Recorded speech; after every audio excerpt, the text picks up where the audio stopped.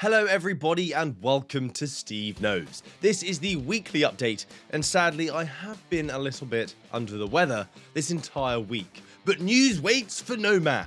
And forewarning, my voice is still recovering, so I may revert back to my 14-year-old self. Hello? Or if you catch me sweating because of the fever, don't worry, I'm pumped full of Lemsip and coffee. So in this video, we will be covering full body tracking potential on the Quest without a PC. We have new games as well on Quest and PC platforms that are top tier goodness, interesting virtual reality tech, and so much more. So I think that is enough chin wagging. Let's get started. So I'm going to start with the news that had me overly exuberant, like a child eating blue Smarties.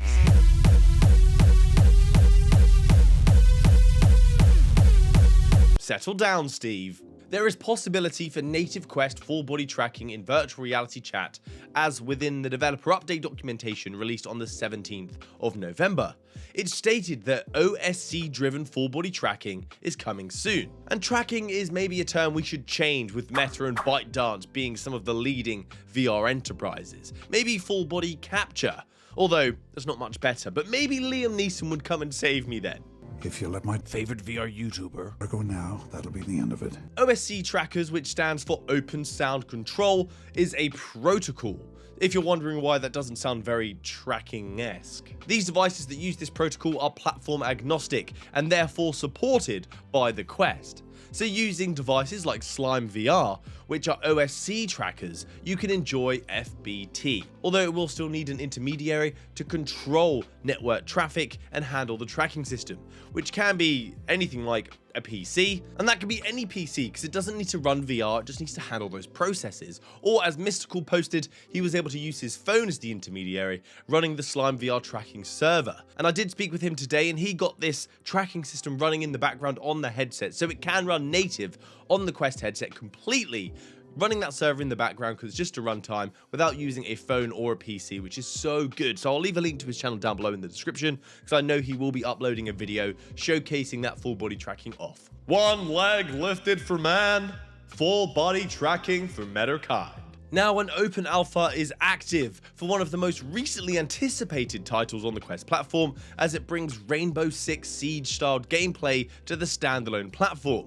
This game is available on GitHub, as this is an open alpha, so if you want to dive in, you will need to use methods of sideloading. You'll have to install the APK file and upload the OBB file to the Quest headset, and it's all documented if you go and join the Breachers server. And then you are ready to boot up under unknown sources and go. Tons of videos have been popping up about this title, and you'll see that it is just an alpha as it's running a single map, which is fair enough. Don't give us everything, we are not worthy. So in it you'll have 5 versus 5 matches, and each team has a different objective. One is defending, the other is going to be attacking. A standard recipe for a rainbow cake. And this is shaping up to be the next big multiplayer hit, just like Hyperdash was. I was so addicted to that game when it dropped, it was so good. And funnily enough, this game is the same folk that brought us that title. I'm watching you, Factory of Three-Sided Shapes. And now another free release for PC VR gamers, and this is Levitation. This is an add-on for Half-Life Alyx, which you can play right now. You just need to go to the Steam Workshop and subscribe to each of its parts. This is expected to be around 3 to 4 hours long. I've not completed it yet myself, but I have played it at least, and it was so tough. It seems much harder than the original game, but I honestly, don't hate me for this, I found it more fun and more beautiful than the original release of Half-Life Alyx, as they have redesigned some of the environments. But there does seem to be an AI bug as well, so hopefully this gets patched soon and you don't run into it, because it will ruin your experience if you don't save it incrementally. So pro tip, if you play this, save incrementally, not the same save over and over again, in case you run into this issue. So in this, you are investigating a floating structure, hence the name. You'll be looking for this in one of the Combine's lockdown sectors. So that's the story premise, pretty simple, but it's your adventure to unravel that mystery. If you still haven't got Half-Life Alyx yet, it's definitely worth it for the main game, the modifications, and the...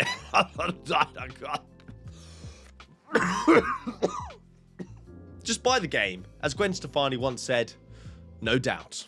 It has also been announced for the next campaign for Demeo. It is arriving next month on both Quest and PC platforms, because we don't love any of our children more than the other. This is dropping on December 15th as a free update to the fantastic tabletop title, which will take hours of your life away in a single sitting. They are bringing Reigns of Madness, which brings additional quirks as well, such as a new NPC and also the Barbarian class, and the new character Uruk, a pit fighter, which I guess is like a fantasy version of a cage fighter. And the story of this campaign is the Mad Elven King has been resurrected, so the once peaceful town of Ends is now in ruin. But who will save them, I wonder? It's you, using your virtual reality headset and your cards. So this story is to talk about some interesting tech and people finding innovative solutions to our VR wants and our needs. This one is coined one of the greatest names I think I've ever heard for a VR accessory yet. Or if you know of more other than this one, please comment it down below.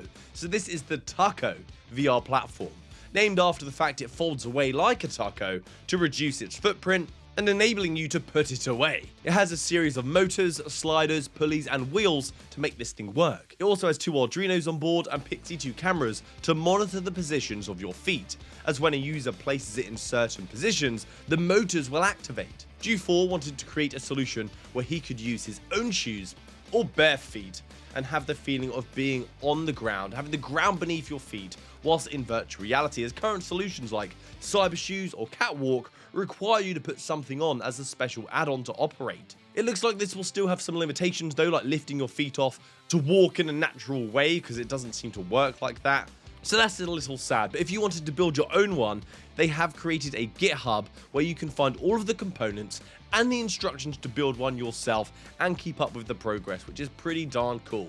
If you're looking for a fun little project, Taco VR. We have a little win now for our Deutschland friends. You may remember a couple years back, the German government had a policy where it stated something like a product or a business cannot enforce the use of other products and businesses through that product, if that makes sense. Basically what I mean is Meta, with the Quest 2, they were enforcing the use of Facebook, which is a different side of Meta's business, so they would have got in a little trouble. So before the release of the Quest 2, Meta just said, we're not going to sell it in Germany, but this triggered an investigation by the FCO anyway, because it was a little sus. But since then, we've now had the removal of Facebook as a requirement. You just need a Meta profile now. So the headset seems to be releasing soon in Germany, although there is a continued investigation at this point around the collection of that data, the processing of that data, and what Meta are doing with it. As in Meta's collected data, not Meta's metadata. So hopefully that happens soon and more heads can get into VR, because it's just such a great medium. We also have Gambit releasing on December 8th.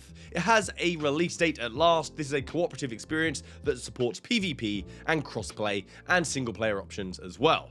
This will be releasing on Quest and PC VR platforms, and the devs have said they are aiming for around $20 for its price. It has an art style that doesn't take itself too seriously, which I think for a cooperative experience where you just wanted to have a good time with your friends, it's perfect.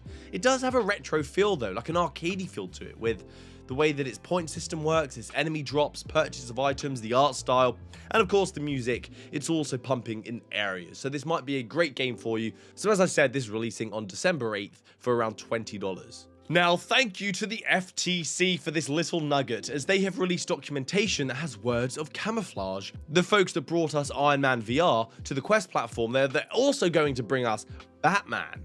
If we look at this huge document that was released and we move to page 6 to line 26, it says, in September 2022, Meta acquired Camouflage, which is currently developing Iron Man and Batman VR apps for Quest.